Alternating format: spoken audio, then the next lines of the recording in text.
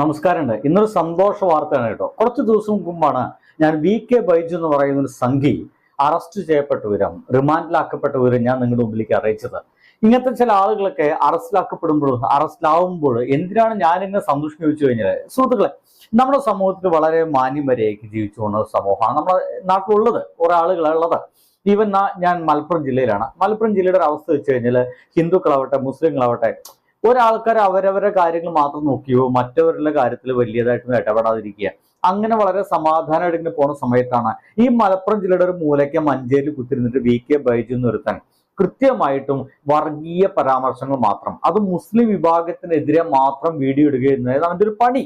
മുസ്ലിം വിഭാഗത്തെ അവൻ വിളിക്കുന്ന 3-4 പേരുകള്, ഒന്ന് ജിഹാദികൾ എന്ന് വിളിക്കും, പിന്നെ തലപ്പ് പോയവർ, അറ്റം കട്ട് ചെയ്ത ആൾക്കാര്, മദ്രസ പൊട്ടന്മാര്, ഇമാതിരി പേരുകൾ മാത്രം വിളിച്ചിട്ടാണ് അവർ അഭിസംബോധന ചെയ്യുകയുള്ളൂ.